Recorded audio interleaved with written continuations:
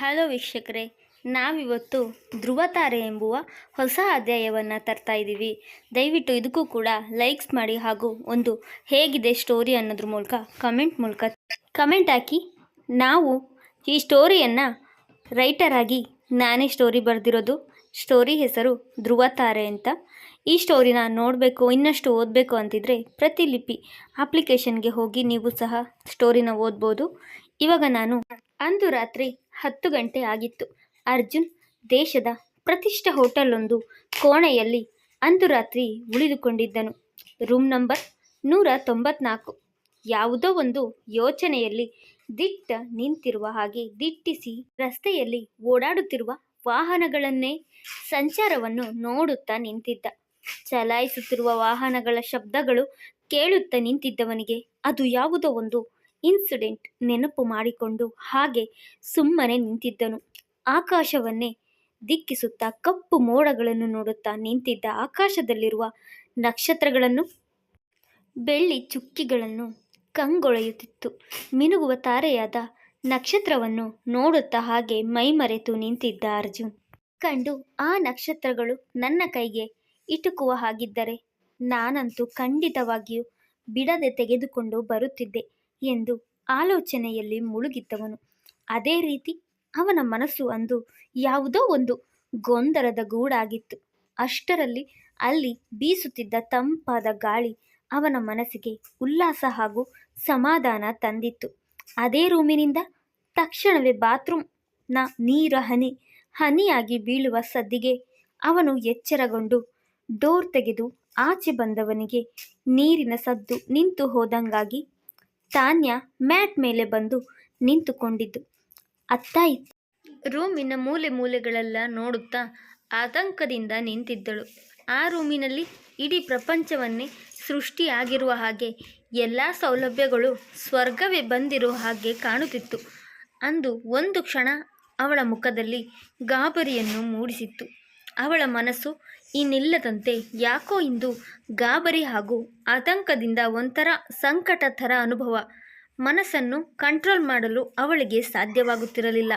ರೂಮಿನೊಳಗೆ ಬಂದ ಕಿಟಿಕಿಯ ಬಳಿ ದಿಟ್ಟಿಸಿ ರಸ್ತೆಯನ್ನೇ ನೋಡುತ್ತಾ ನಿಂತಿದ್ದ ಅರ್ಜುನ್ ಕಾಣಿಸಲು. ಅರ್ಜುನನ್ನು ನೋಡಿದ ತಕ್ಷಣವೇ ಅವಳು ಇದ್ದ ಪ್ಲಾಸ್ಟಿಕ್ನಿಂದ ಒಂದು ಬಾಟಲಿ ಹಾಲನ್ನು ಒಂದು ಲೋಟಕ್ಕೆ ಹಾಕಿ ಅವನಿಗೆ ಕೊಡುವುದಾಗಿ ತೆಗೆದುಕೊಂಡು ಬಂದಳು. ಬಂದಿರುವವಳಿಗೆ ಧೈರ್ಯ ಸಾಲದೆ ಅವನಿಗೆ ಹೇಗೆ ಕೊಡುವುದು ಎಂದು ಬೇಕೆಂದೇ ಕೆಮ್ಮಿದ ರೀತಿ ನರ್ತಿಸಿದಳು. ಅವನನ್ನು ಕೂಗಲು ಸಾಧ್ಯವಾಗದೆ ಗಟ್ಟಿಯಾಗಿ ಎಂದು ಕೆಮ್ಮಿದಳು.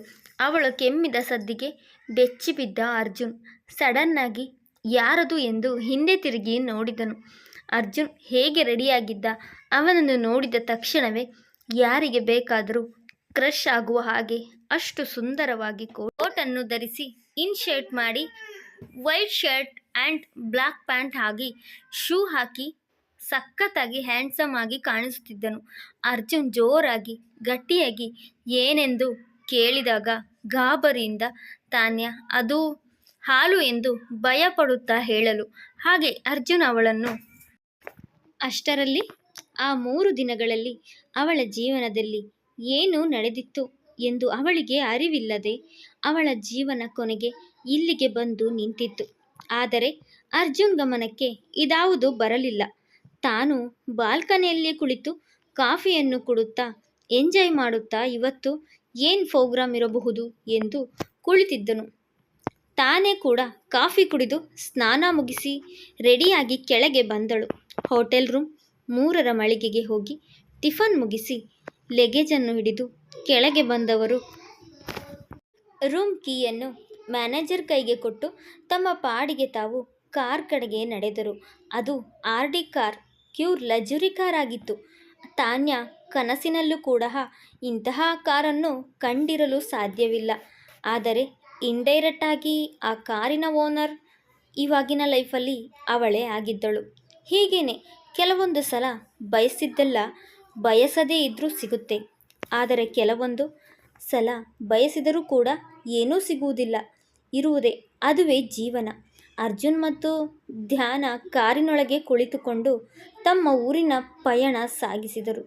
ಆಗಲು ಹೋದಾಗ ಅವಳಿಗೆ ಬೇರೆ ಊರಿನಲ್ಲಿ ಸೀಟ್ ಸಿಗದಿತ್ತು. ಆದರೆ ತುಂಬ ದೂರದಿಂದ ಬಂದ ಕಾರಣ ಕಾಲ್ನಡಿಗೆಯಿಂದ ನಡೆದುಕೊಂಡು ಹೋಗಬೇಕಾಗಿತ್ತು. ಆಗ ಕೆಲವೊಂದು ಫ್ರೆಂಡ್ಸ್ಗಳ ಜೊತೆಗೆ ಅವಳು ಸೇರಿಕೊಂಡು ಕಾಲ್ನಡಿಗೆಯಲ್ಲಿ ನಡೆದುಕೊಂಡು ಹೋಗುವ ನೆನಪುಗಳು. ಆದರೆ ಅವಳು ಓದಿದ 2 ವರ್ಷವೂ ತುಂಬ ಮೆಮೊರಿಫುಲ್ ಆಗಿತ್ತು. ಹಾಗೂ ಸ್ನೇಹಿತರೊಂದಿಗೆ ಕಳೆದ ಬಾಲ್ಯವು ಕಹಿ ಸಿಹಿ ಘಟನೆಗಳು ಅವಳ ಮುಖದಲ್ಲಿ ಮುಗುಳುನಗೆ ಮೂಡಿತ್ತು. ಅದರಲ್ಲಿ ನಡೆದ ಒಂದೆರಡು ಇನ್ಸಿಡೆಂಟ್ಗಳು ಅವಳ ಮನಸ್ಸನ್ನು ನೋವು ಹಾಗೆ ಮೂಡಿತ್ತು. ಅವಳ ಸ್ಕೂಲಿಗೆ ಹೋಗಿ ಬರುವಾಗ ದಾರಿಯಲ್ಲಿ ಒಂದೇ ಬದಿಯಲ್ಲಿ ಗದ್ದೆ, ಇನ್ನೊಂದು ಬದಿಯಲ್ಲಿ ಕೆರೆ. ಆ ಕೆರೆ ದಂಡೆ ಮೇಲೆ ಕಡಲೆಕಾಳಿನ ಗಿಡಗಳು. ಅದನ್ನು ಕಿತ್ತು ತಿನ್ನುತ್ತಾ ಹಾಗೇ ನಡೆದುಕೊಂಡು ಹೋಗುತ್ತಿದ್ದರೆ ದಾರಿ ಸಾಗುವುದೇ ಗೊತ್ತಾಗುತ್ತಿರಲಿಲ್ಲ. ಆ ಜನಗಳ ಕೈಯಲ್ಲಿ ತಾನ್ಯಾ ಮತ್ತು ಅವಳ ಫ್ರೆಂಡ್ಸ್ ಸಿಕ್ಕಿಬಿದ್ದರು. ಅವರು ಓಡಿಸಿಕೊಂಡು ಇವರು ಓಡಿ ಹೋಗಿ ಕದ್ದು ಕೂತಿದ್ದು ಗಿಡಗಳನ್ನು ನೋಡುತ್ತಾ ಕಡಲೆಕಾಳುಗಳನ್ನು ಕಿತ್ತು ತಿನ್ನುತ್ತಾ ಅವಳು ಕಳೆದ ಬಾಲ್ಯವನ್ನು ನೆನೆಸಿಕೊಂಡು. ಆಗ ಕನಸಿನ ಲೋಕದಲ್ಲಿದ್ದವಳಿಗೆ ಅರ್ಜುನ್ ಸಡನ್ನಾಗಿ ಬ್ರೇಕ್ ಹಾಕಿದ್ದು ಅವಳು ವಾಸ್ತವಕ್ಕೆ ಮರಳಿದ್ದಳು. ಅರ್ಜುನ್ಗೆ ಸರ್ಕಲಲ್ಲಿ ನಿಲ್ಲಿಸಿ ಎತ್ತ ಹೋಗಬೇಕೆಂದು ಹಾದಿ ಗೊತ್ತಾಗದೆ ನಡು ದಾರಿಯಲ್ಲಿ ಕಾರನ್ನು ನಿಲ್ಲಿಸಿದನು. ತನಗೆ ಅಡ್ರೆಸ್ ಸರಿಯಾಗಿ ಗೊತ್ತಿಲ್ಲ, ಯಾವ ಕಡೆ ಹೋಗಬೇಕು ಅಂತ ಹೇಳು ಎಂದು ಕೋಪದಿಂದ ಅವಳ ಕಡೆಗೆ ನೋಡಲು. ಆಗ ತಾನ್ಯಾ, ಈಗ ಸ್ಟ್ರೈಟ್ ಹೋಗಿ ಲೆಫ್ಟ್ ಹೋಗಬೇಕು, ಲೆಫ್ಟ್ ತಿರುಗಿ ನಂತರ ರೈಟ್ ಹೋದರೆ ಕೆರೆ ಮೇಲಿಂದ 1 ಕಿಲೋಮೀಟರ್ ನಮ್ಮ ಮನೆಗೆ ದಾರಿ. ಅವಳು ಹೇಳಿದಾಗೆ ರೈಟಾಗೆ ಹೇಳಿರುವ ದಾರಿಗೆ ಹೋದಾಗ ಅವರ ಊರನ್ನು ತಲುಪಿದರು. ಅವರ ಊರನ್ನು ತಲುಪಿದಾಗ ಅಲ್ಲಿ ಒಂದು ಗ್ರೂಪ್ ಅವರಿಗೋಸ್ಕರ ತಯಾರಾಗಿ ನಿಂತಿತ್ತು.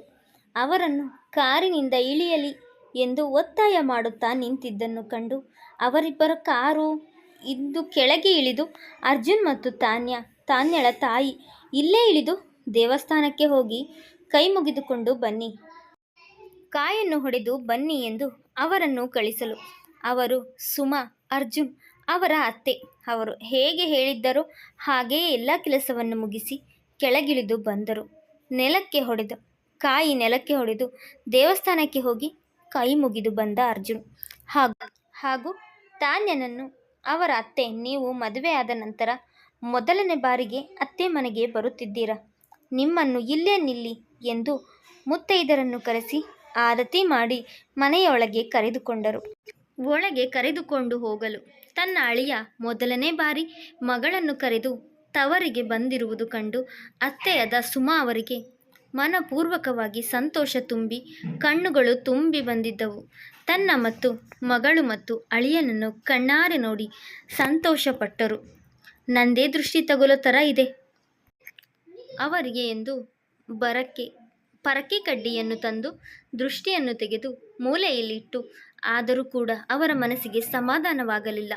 ವಿಳೆದೆಲೆ, ಉಪ್ಪು, ಮೆಣಸು, ಬೆಳ್ಳುಳ್ಳಿ ಎಲ್ಲವನ್ನು ತಂದು ಮತ್ತೆ ನಿವಾರಿಸಿ ಅವರಿಗೆ ದೃಷ್ಟಿ ತೆಗೆದರು.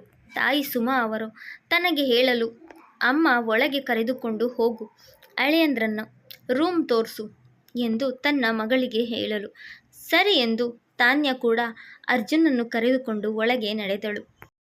ಸುತ್ತಲೂ ಕಣ್ಣಾಡಿಸಿ ಅಗಲಿಸಿ ಅವಳ ರೂಮನ್ನು ನೋಡುತ್ತಾ ನಿಂತಿದ್ದವನಿಗೆ ವಾಚ್ ನೋಡಿದವನಿಗೆ 3 ಗಂಟೆ ಆಗಿತ್ತು.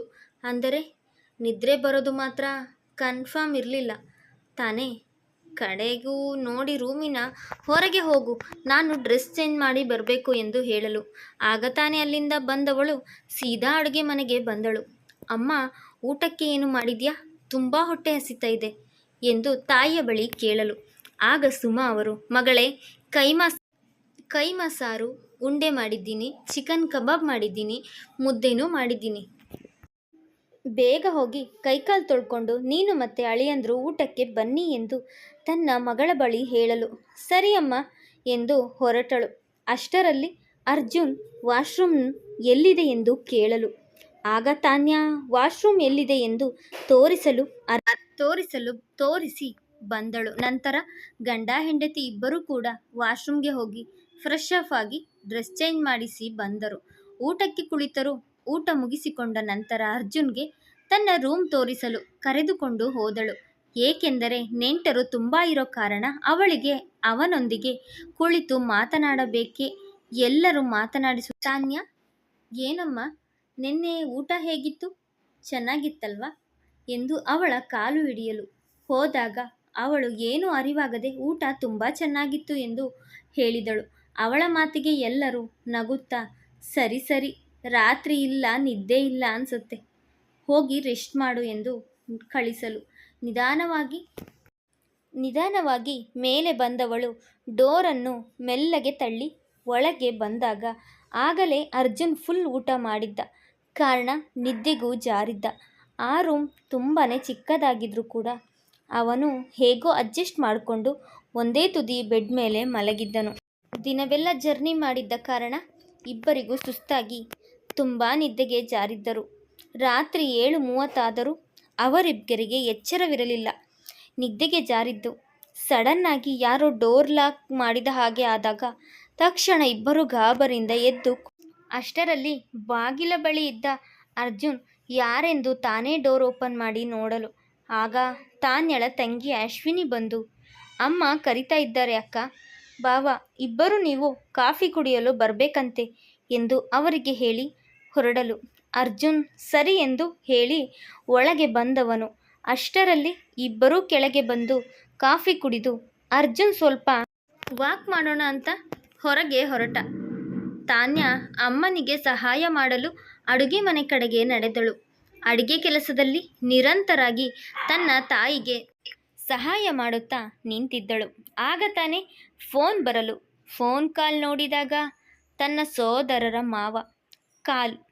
ಹಲೋ, ಹೇಳಿ ಮಾವ ಎನ್ನಲು ನೆನೆಸಿಕೊಂಡು ಕಾಲ್ ಮಾಡಿದ್ದೀರಾ ಎಂದು ಅವಳ ಮೇಲೆ ಕೋಪ ಮಾಡಲು ಮುನಿಸು ತೋರಿಸಲು ಆಗ ಮಗಳೇ, ನಾಳೆ ನೀನು ಅಳಿಯಂದರ ಜೊತೆಯನ್ನು ಕರೆದುಕೊಂಡು ನೀನು ಮತ್ತು ಅವರು ನಮ್ಮ ಮನೆಗೆ ಊಟಕ್ಕೆ ಬರಬೇಕು ಎಂದು ಕರೆಯಲು ಕರೆ ಮಾಡಿದ್ದೆ ಎಂದು ಮಾತನಾಡಲು, ನಾಳೆ ಊಟಕ್ಕೆ ಬರಬೇಕಾ, ಅದು ಇವರಿಗೆ ಆಫೀಸ್ ಲೀವ್ ಇಲ್ಲ ಎಂದು ಮುಂದೆ ಮಾತನಾಡಲು ಹೋದವಳು ಸರಿ ಮಾವ ಎಂದು ಸುಮ್ಮನಾಗಲು, ಇವಳು ದೊಡ್ಡ ಮನೆಯ ಮಗಳಾಗಿದ್ದ ಕಾರಣ ಇವಳೇ ಆಗುವುದಿಲ್ಲ ಎಂದರೆ ಎಲ್ಲರೂ ಇವಳಿಗೆ ಜಂಬ ಬಂದಿದೆ ಎಂದು ಅಂದುಕೊಳ್ಳುತ್ತಾರೆ ಎನ್ನುತ್ತಾ ಒಂದು ದಿನದಲ್ಲಿ 3 ಹೊತ್ತು ಒಬ್ಬೊಬ್ಬರ ಮನೆಗೆ ಹೋಗಿ ಊಟ ಮಾಡಿದರೆ ಆಯಿತು ಎಂದು ಫೋನ್ ಕಟ್ ಮಾಡಲು ಅಲ್ಲಿಗೆ ಬೀಗರೂಟ ಎಂಬ ಪ್ರೋಗ್ರಾಂ ಕಂಪ್ಲೀಟಾಗಿ ಮುಗಿದು ಹೋಗುತ್ತೆ. ನಂತರ ಆರಾಮಾಗಿ ರೆಸ್ಟ್ ಮಾಡ್ಬೋದು. ಬೆಳಗ್ಗೆ ಎದ್ದು ಬೇಗನೆ ರೆಡಿಯಾಗಿ ಅಜ್ಜಿ ಮನೆಗೆ ಹೊರಡಲು ಸಿದ್ಧತೆ ಮಾಡಿಕೊಂಡು ಹೊರಟರು. ಅಂದರೆ ತಾನ್ಯ ಮನೆಯವರು ಇತ್ತ ಬಡವರು, ಅತ್ತ ಶ್ರೀಮಂತರೂ ಅಲ್ಲ, ಮಿಡಲ್ ಕ್ಲಾಸ್ ಫ್ಯಾಮಿಲಿ.